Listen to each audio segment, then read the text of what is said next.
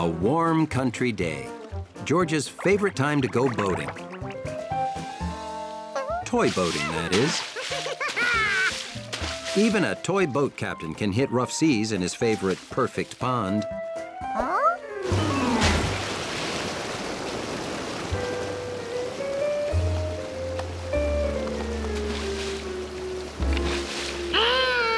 Sea captains don't cry, they make repairs.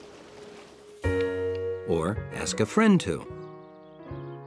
I can have it fixed for you first thing tomorrow morning, Captain.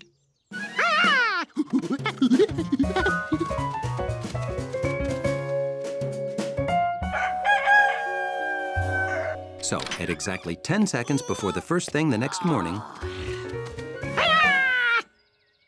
Right on time.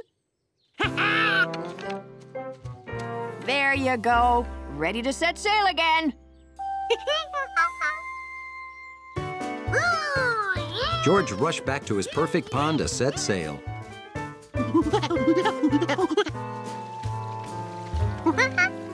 Now he had a boat, but no pond. And the creek was only a trickle. Where could a whole pond go? He didn't find his pond, but he found a strange wall in the creek.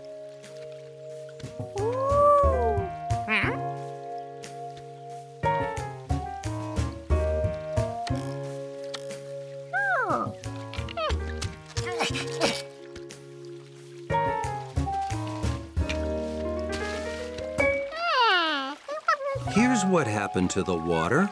It got stuck behind this wall.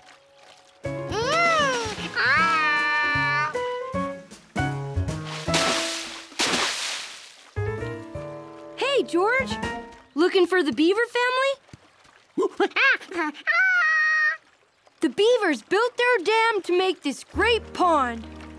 Bet you never see beavers working in the city, huh?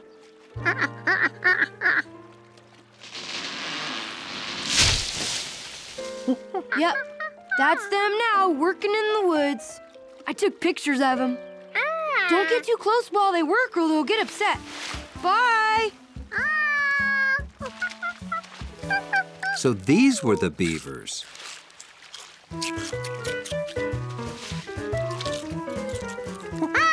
George tried to tell them their branches were floating away. He must have gotten too close.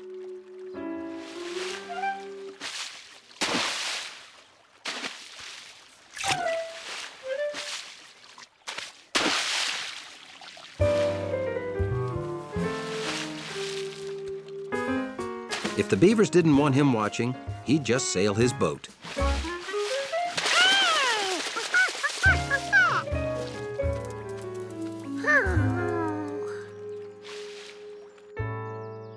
If they wouldn't share their pond, he'd make his own. All he had to do was build a dam like they did.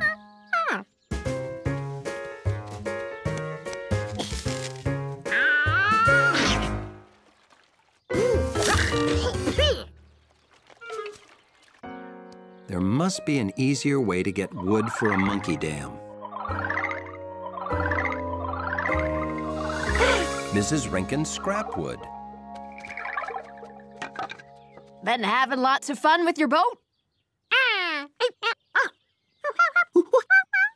Oh, you want the scrap wood, do you? Take it.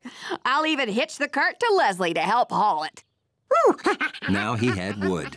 What else would be good for stopping water? Winter was dragging on in the big city. It seemed the snow would never melt.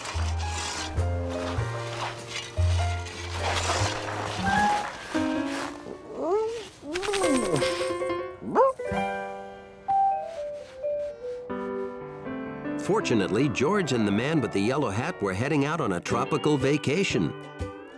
The bags were packed, the tickets were in place.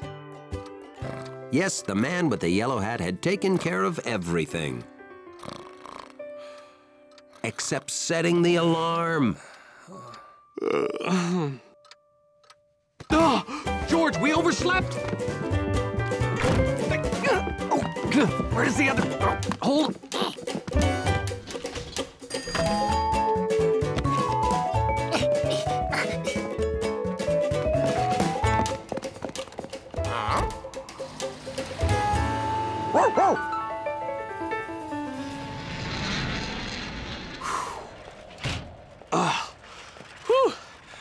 We made it.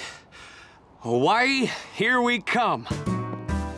Oh, here, George. This will make it easier.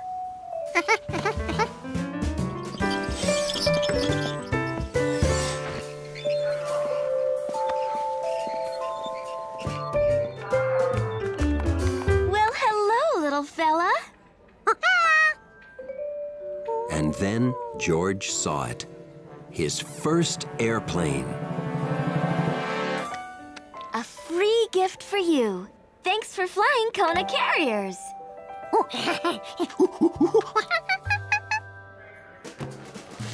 He liked this airport already. Wow, George, I can't believe our luck. No line. What are the chances of that? Pretty good, since all the planes are grounded. I'm sorry? Haven't you heard the weather forecast? Oh, no, the alarm didn't go off, and then I had to pack my monkey.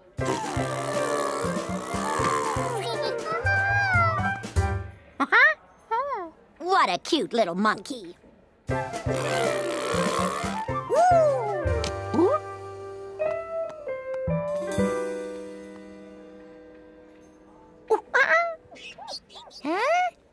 Bad news. Our plane's delayed. Big storm in Chicago. Well, they're not sure. The snow might let up a bit, but we'll just have to wait and see. I'm sorry.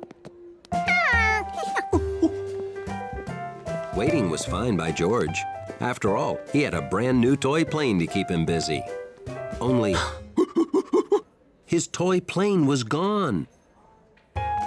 He'd left it right here on a red suitcase. Let's find a place to sit. It's gonna be a while. George didn't want to bother the man with the yellow hat about his lost toy. He had the real plane to worry about. But George couldn't stop thinking about it. Where could his toy plane have gone? How about I see if I can find a coloring book for you? Okay, I'll be right back. Stay put. And then it hit him. If he found that red suitcase, he'd probably find his toy plane, too.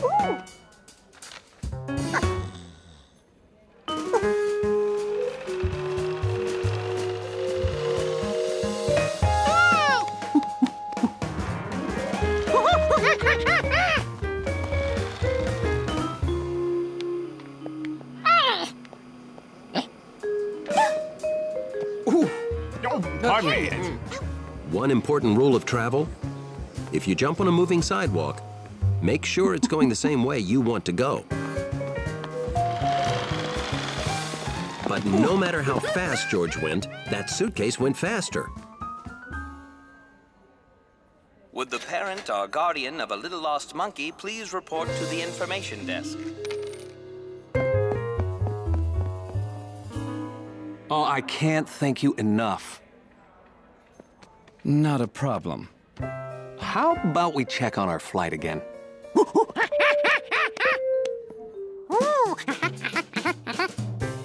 Playing in snow, then finishing off the good hot cocoa. This was going to be a perfect day.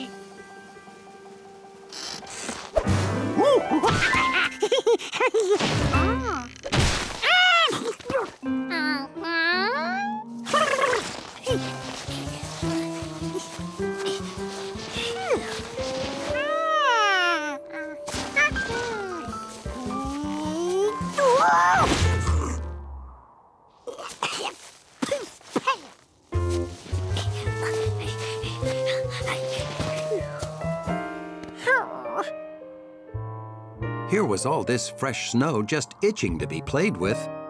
But it was too deep for George. Hey, George! Guess a city kid wouldn't have seen cross-country skis before. It's the most fun way to travel on deep snow. I've got an old pair of skis you can have. Want to come with me? This was fun. George took to skiing like a monkey to skiing.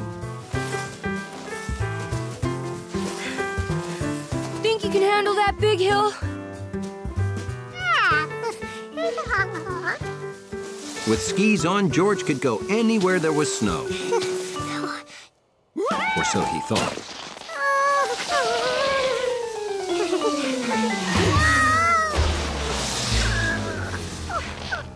You can't attack a steep hill straight on like that, George.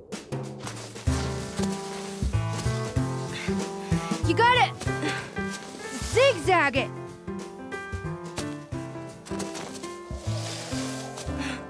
When you stop, angle your skis like this so you don't slide back down. Yeah, that's it. There you go, George. That's the way to do it.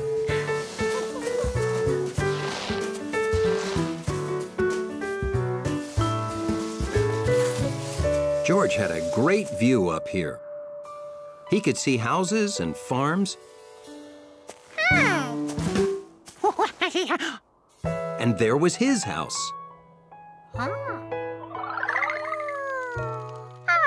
And then he thought he'd better head home right now because the man was making the last of the cocoa. And no one can resist the drink me now power of cocoa. Not even the man with the yellow hat. I wonder what that could be. I'm gonna go take a quick look around. You wait here.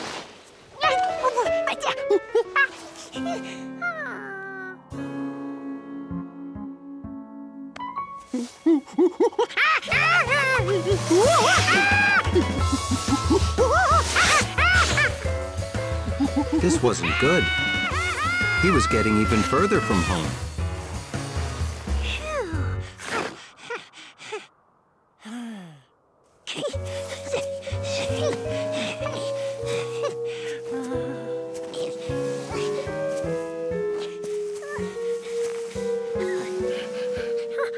Hey, George! Down here! I couldn't find what made that sound. I'm heading home now. Have fun! At least it was all downhill from here. He figured he'd be home in seconds.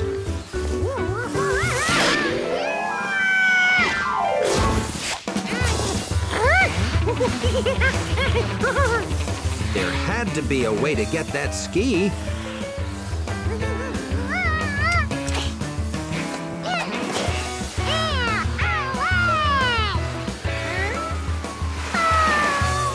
Well, one ski was better than none.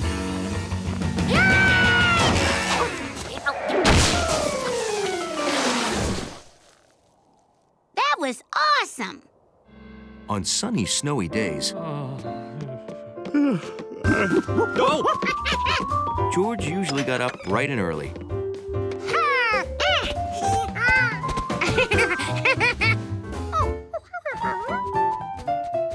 But this day, he discovered that Bill had gotten up even brighter and earlier. Hey, George!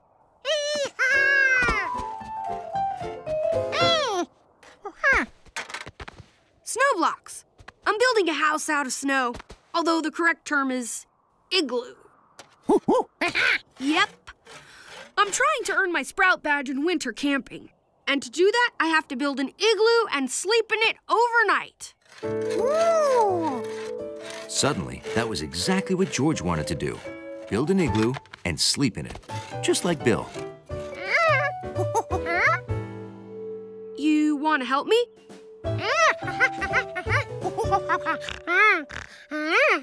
And sleep in the igloo, too? Why not? Let's get started.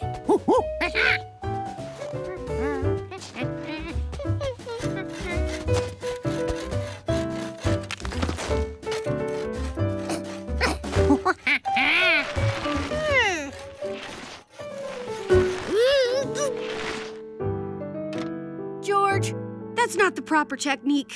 Guess I better show you. City kids probably don't know much about non-mortar construction.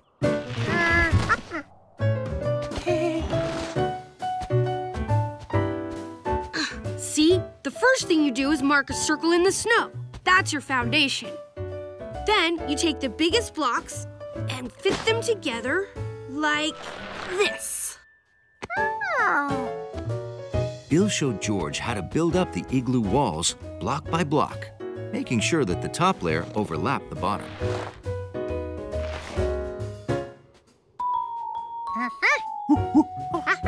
Yep. And when we're all done, we can just smooth out the inside. As they built it up, the igloo started to look like a volleyball cut in half. See? We keep shaping these blocks and put them all the way around until there's just a small hole left in the center. And we fill that with a large block called a keystone. You have to cram it in so it'll hold the walls in place. Now, I'll just make a few air holes. And once we fill all these cracks with snow, it'll stay pretty warm. Yep, we're done. Let's go check it out. George was so excited. He had never been in an igloo before. The inside of the igloo was smaller than George thought. He had wanted a fun igloo. One that was big enough for a bed and a tuba and his friends. Sort of like his room, only better.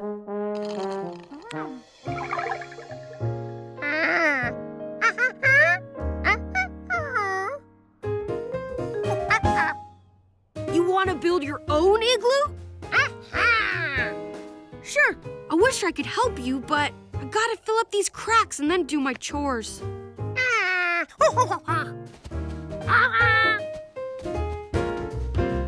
So George started on his second igloo of the day with help from the man with the yellow cap. But this time, he built it wider and taller and brought in some furniture.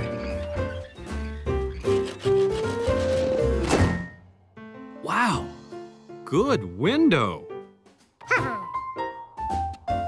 Are you sure you want to spend the night in here, George? Okie doke. I guess it's time to make the cocoa. Hey, George, how's it? Whoa, this is huge. You put a bed in here? And a sofa? Wow. The only thing is, it might get cold at night. The bigger the igloo, the colder it gets. George wasn't worried. He figured he'd just wear his coat to bed.